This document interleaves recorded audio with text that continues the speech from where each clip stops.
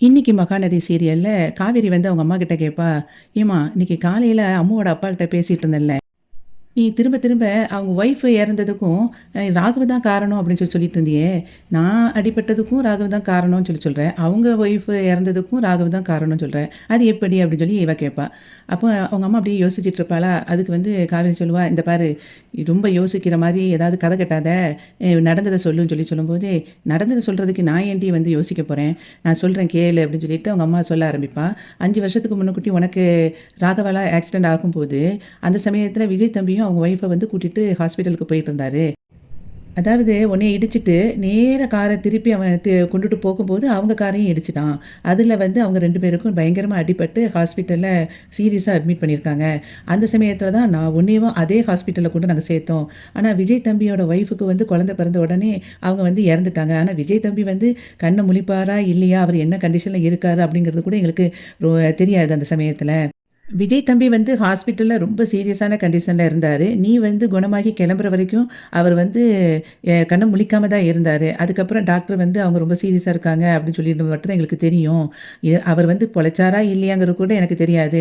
அது அன்னைக்கு அவர பார்த்த பிறகு தான் எனக்கு தெரிஞ்சது.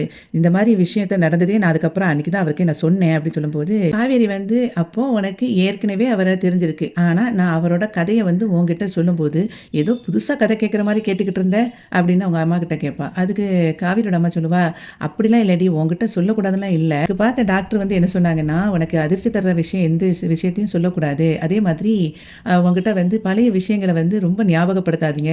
அவங்களா தெரியிற வரைக்கும் நீங்க எதையுமே திணிக்காதீங்க" அப்படின்னு சொல்லிட்டாரு. அப்படி திணிச்சீங்கன்னா, அவங்க உயிருக்கே ஆபத்துன்னு சொல்லிட்டாங்க. அப்படி இருக்கும்போது நாங்கலாம் எப்படிடி உனக்கிட்ட வந்து சொல்லுவோம்? அப்படின்னு அவங்க அம்மா சொல்லும்போது, காவேரி சொல்லுவா, "அப்பா இறந்த ஒரு விஷயத்தையே என்கிட்ட சொல்லிட்டீங்க. அதை விட இது என்ன பெரிய அதிர்ச்சி தர்ற விஷயமா?" அப்படின்னு அவங்க அம்மாட்ட கேட்பா. அவங்க அம்மா சொல்லுவா, "அவங்க 2 பேத்துக்கும் ஒரே நாள்ல தான் ஆக்சிடென்ட் ஆயிருக்கு. அப்போ உன்கிட்ட சொன்னா அந்த சமயத்தில நீ அந்த நாளெல்லாம் நெனச்சு, திரும்ப ஏதாவது உனக்கு ஒரு மாதிரி ஆயிருமோன்னு பயந்துட்டேன்" அப்படின்னு சொல்லும்போது, அவ சொல்லுவா, "எல்லாம் தெரிஞ்சுக்கிட்டு என்கிட்ட இவ்வளோ நாள் எப்படி நடிச்சிருக்க? இதுக்காக தான் அன்னைக்கு அவர பார்த்த உடனே அப்படி ஷாக் ஆனியா?" அப்படின்னு சொல்லிட்டு கேட்பா காவேரி. அவங்க அம்மா சொல்லுவா, "ஆமா, ஒருத்தர் வந்து பொழைக்கவே மாட்டாரு அப்படின்னு சொல்லிக்கிட்டு இருக்கும்போது, திடீர்னு நம்ம கண்ணு முன்னால நின்னா அது அதிர்ச்சியா தானே இருக்கும்" அப்படின்னு அவங்க அம்மா சொல்லுவா. உன்னைய வந்து ஹாஸ்பிட்டல்லேருந்து டிஸ்சார்ஜ் பண்ணி முடிச்ச உடனே ஒரு வீட்டுக்கு நம்ம போனோம் ஞாபகம் இருக்கா? அது வந்து விஜய் தம்பியோட வீடு தான். அப்படின்னு சொல்லிட்டு, அங்க வந்து அவங்க தாத்தா, பாட்டி, சித்தப்பா, சித்தி எல்லாரும் அங்க இருந்தாங்க. அப்படிங்கும்போது, "ஓ! அதனால தான் அவங்கள வந்து நான் அன்னைக்கு பார்த்த மாதிரி இருக்குன்னு சொன்னேனா?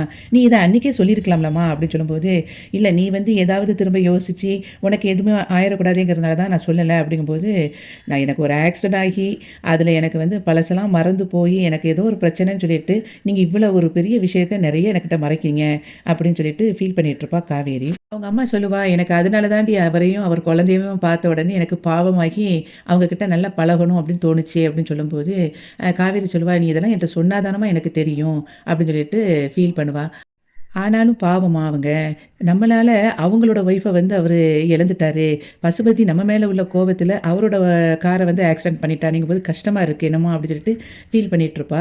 அதுக்கப்புறம் ஃபோன் எடுத்து விஜய்க்கு வந்து தூங்கியாச்சான்னு சொல்லிட்டு மெசேஜ் பண்ணுவா. அப்போ அவன் அத எடுத்துட்டு "என்னது தூங்கியாச்சான்னு மெசேஜ் பண்ணியிருக்கா காவேரி" அப்படின்னு சொன்னோனே, அதுக்கு அவன் "இல்ல" அப்படின்னு சொல்லிட்டு மெசேஜ் பண்ணுவான். அதுக்கப்புறம் காவேரி வந்து பேசலாமா அப்படின்ட்டு போட்டிருப்பா. உடனே அத பார்த்த உடனே "இதுக்காக தானடி வெயிட் பண்ணிட்டுருக்கேன்" அப்படின்னு சொல்லிட்டு விஜய் வந்து கால் பண்ணுவான். விஜய் கால் பண்ண உடனே காவேரி எடுத்துட்டு, "சாரிங்க இந்த நேரத்தில கால் பண்ணதுக்கு" அப்படின்னு சொல்லி சொல்லுவா. "அதெல்லாம் ஒண்ணும் இல்லங்க. நீங்க எப்பனாலும் என்ட்ட பேசலாம்" அப்படின்னு சொல்லிட்டு பேசும்போது, எனக்கு இப்ப தான் அம்மா வந்து எல்லா விஷயத்தையும் சொன்னாங்க அப்படின்னோனே, அவன் அப்படியே குழம்பிருவான். "ஐயய்யோ! அத்தை என்ன புது கதை சொல்லியிருக்காங்கன்னு தெரியலையே" அப்படின்னு சொல்லிட்டு இருக்கும்போதே, அவ சொல்லுவா, ராகவ் வந்து எங்கள இடிக்க வர நேரத்தில உங்க கார்ல தெரியாம இடிச்சு உங்க ஒய்ஃப் இறந்துட்டதா எங்க அம்மா சொன்னாங்கன்னோனே, "ஓஹோ! இது என்ன புது கதையா அத்தை சொல்லியிருக்காங்களே! சரி இப்படியே மெயின்டெயின் பண்ணுடா விஜய்" அப்படின்னு சொல்லிட்டு, அத வந்து தெரியாத மாதிரி கேட்டுட்டு இருப்பான். என்னையும் உங்களையும் வந்து ஒரே ஹாஸ்பிட்டல்ல தான் சேர்த்தாங்களாம். அதனால தான் எங்க அம்மாவுக்கு வந்து உங்கள எல்லாரையும் நல்லா தெரிஞ்சிருக்கு. அம்மா எல்லா விஷயத்தையும் சொன்ன உடனே எனக்கு ரொம்ப மனசு கஷ்டமாயிட்டு.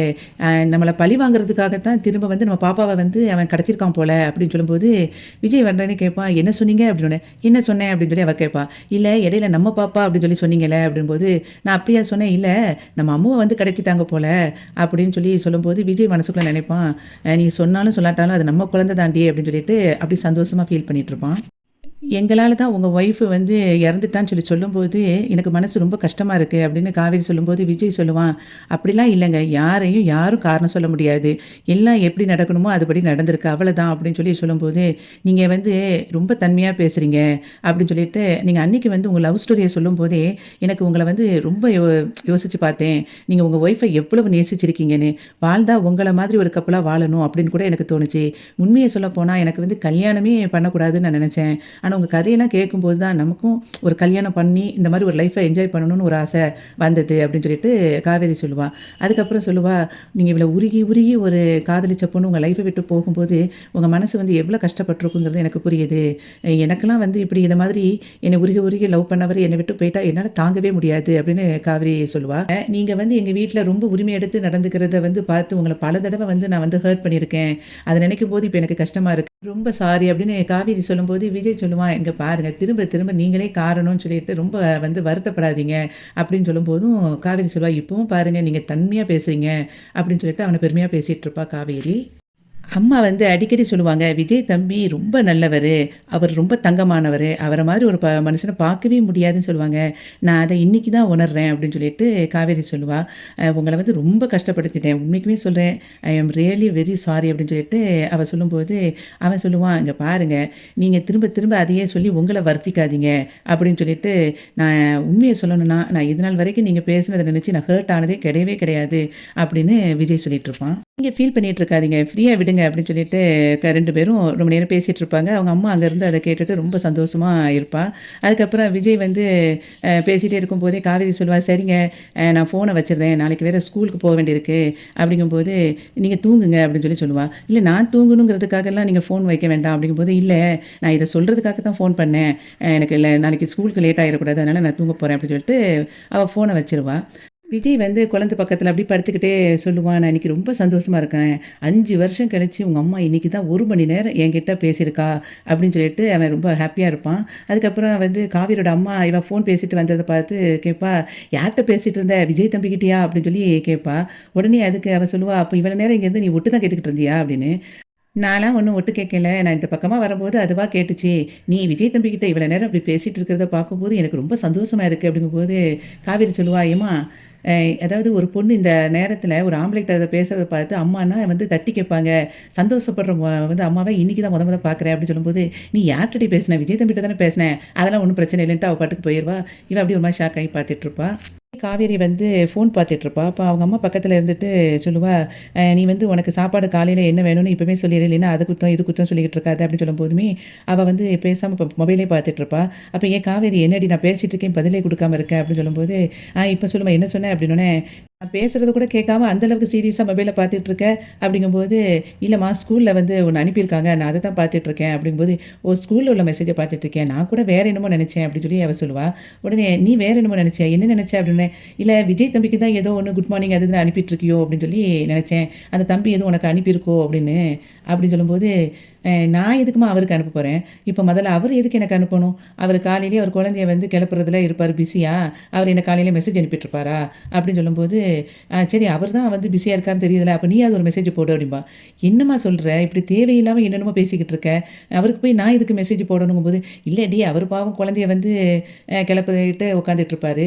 அவரு பிஸியா இருக்காரு. நீ சும்மா வெட்டியா தானே இருக்க. நீ போட வேண்டியது தானே" அப்படிங்கும்போது, "எம்மா நீ எனக்கு அம்மா, அம்மாங்கிற மாரி கொஞ்சம் நடந்துக்கோ என்ன?" அப்படின்னு சொல்லும்போது, அதுக்கு காவிரியோட அம்மா சொல்லுவா, "ஏண்டி நீ வேற யார்ட்டயாடி பேசுற? அது நம்ம விஜய் தம்பி. நீ நமக்கு தெரிஞ்சவரு. அவர்கிட்ட தானேடி போடுற. நீ அதனால ஒண்ணும் பிரச்சனை இல்ல. அவருக்கு ஒரு மெசேஜ போடு." அப்படின்னு சொல்லிட்டு அவ கிளம்பி போயிருவா. காவேரியோட அம்மா வந்து கிளம்புன உடனே, இவ இப்படி "என்னடா இப்ப அம்மா இப்படி பேசுறாங்களே!" அப்படின்னு சொல்லிட்டு யோசிச்சுட்டு உட்காந்துட்டுருப்பா. அந்த சமயத்தில விஜய் வந்து காவேரிக்கு குட் மார்னிங் அப்படின்னு ஒரு மெசேஜ் போட்டிருப்பான்.